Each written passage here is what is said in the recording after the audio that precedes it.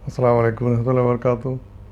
Islamic history میں ہم آج کل تغلق خاندان یا تغلق ڈائنسٹی کے بارے میں پڑھ رہے ہیں۔ یہ بھی ایک بہت اہم خاندان تھا جس نے مغلیہ سلطنت کے آنے سے پہلے دہلی میں حکومت کی تھی،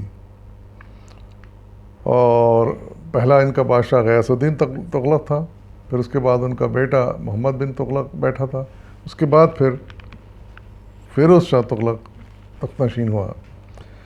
ان کا دور 1351 سے لے کر 1388 عیسوی تک رہا۔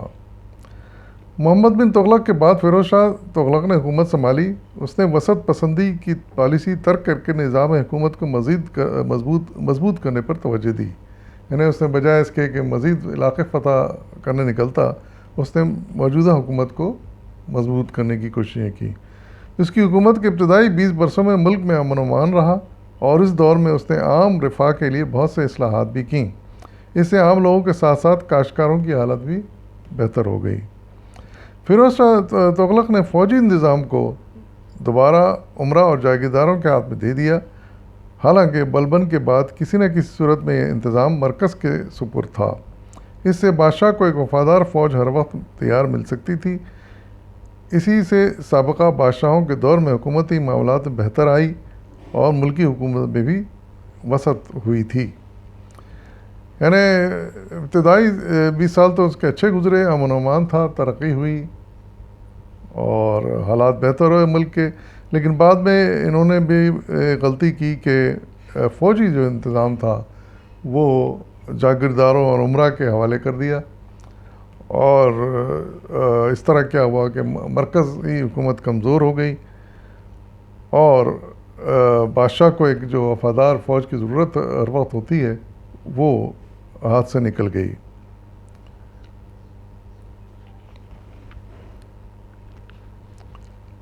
مختلف منصوبوں کے مسلسل ناکامی کے باعث حکومتی نظام پر منفی اثر پڑا۔ انتظامی، سیاسی اور مالی امور پر مالی طور پر حکومت کمزور ہوتی چلی گئی۔ ان حالات میں حکومت کے مخالف مسلم اور غیر مسلم قوتوں نے سر اٹھایا، اور خود مختاری کے لیے تحریکوں کا ایک سلسلہ شروع ہو گیا۔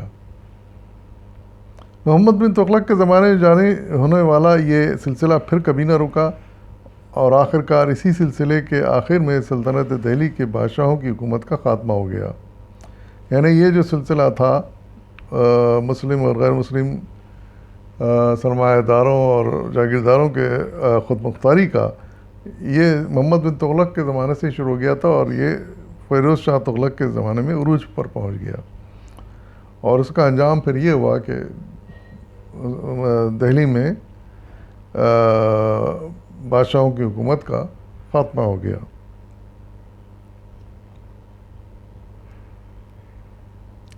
فیروز شاہ تغلق نے اصلاحات کر کے عمومی مسائل کی صورتحال کو بہتر بنایا، مگر اس کے فوجی انتظام کو دوبارہ جاگیرداروں کے سپرد کرنے سے جاگیرداروں کی علاقائی اور سیاسی حیثیت بڑھ گئی۔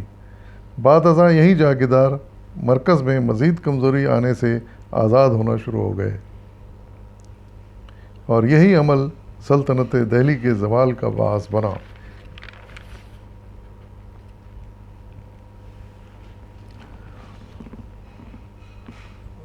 انہی حالات میں جب سلاطین دہلی کی حکومت داخلی طور پر مقامی راجاؤں، جاگیرداروں اور دوسرے گروہوں کی شورشوں میں پھنسی ہوئی تھی، امیر تیمور نے حملہ کر کے حکومتی قوت کو مزید کمزور کر دیا۔ ان حالات میں جبکہ وہ قابو سے باہر ہو رہی تھیں، مختلف گروہ اور بغاوتیں شروع ہو گئی تھیں، اس وقت امیر تیمور نے دہلی حکومت پر حملہ کیا۔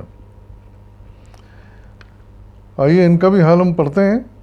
امیر تیمور کا حملہ یہ 1398 عیسوی میں ہوا۔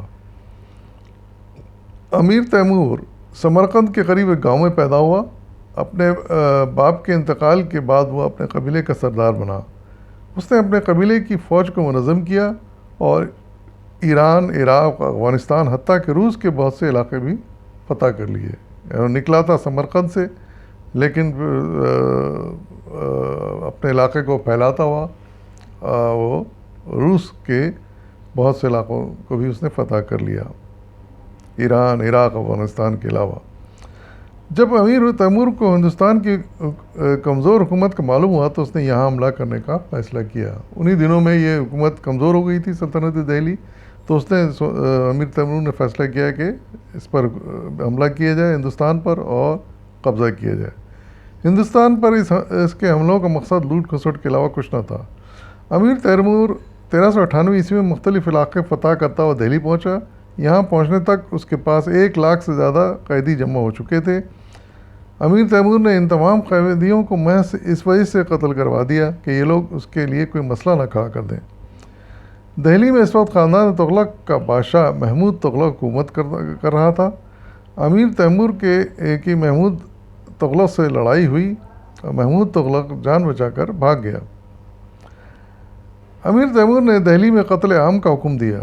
دہلی کے علماء مشائخ نے بھاری تعاون دے کر امیر تیمور کو قتل عام بند کرنے پر راضی کیا۔ بعد ازاں امیر تیمور نے ایک معمولی تنازع کا بہانہ بنا کر دوبارہ قتل عام شروع کر دیا، جس میں ہزاروں بے گناہ انسان مارے گئے، جائیدادوں کو لوٹ لیا گیا اور ہزاروں عورتوں اور بچوں کو غلام بنا لیا گیا۔ دہلی کی مساجد میں امیر تیمور کے نام کا خطبہ پڑھا جانے لگا۔ چند روز دہلی میں قیام کے بعد امیر تیمور نے واپس جانے کا ارادہ کیا۔ اس کے مال غنیمت میں ہزاروں غلام، کنیزیں، ہزاروں من ہیرے جواہرات، قیمتی موتی، سونے چاندی کے انبار، سینکڑوں کاریگر اور قیمتی تاریخی نوادرات بھی شامل تھے۔ امیر تیمور کے حملے سے انسانی جانوں اور املاک کو نقصان ہوا۔ آتش زنی کی وجہ سے زمینیں بنجر ہو گئیں اور کئی سال تک قابل کاشت نہ رہیں۔ اس کے باعث ہندوستان میں کئی سال تک قحط پڑا رہا۔ تو ایسے لوگ بھی گزرے ہیں اسلامک ہسٹری میں جو ایک بدنما داغ ہیں اسلامی تاریخ پر،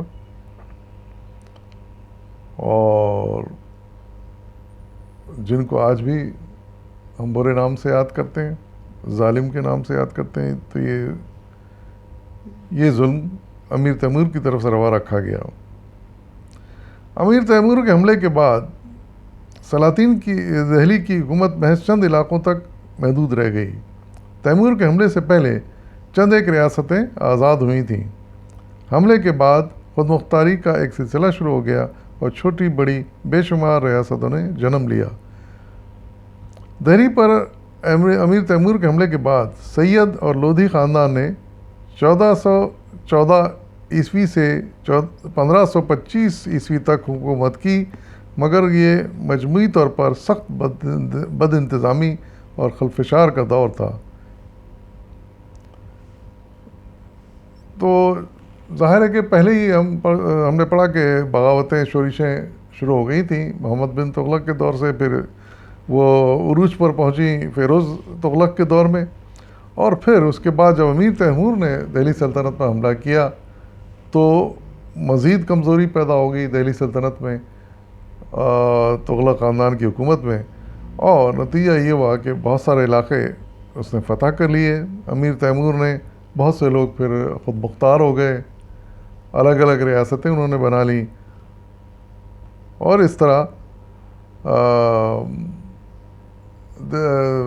تغلق خاندان کی حکومت کا خاتمہ ہوا۔ اور اس کے بعد پھر سید اور لودھی خاندان نے حکومتیں سنبھالی۔ ان کا احوال انشاءاللہ ہم آئندہ قسط میں پڑھیں گے۔ فی الوقت اجازت دیجیے۔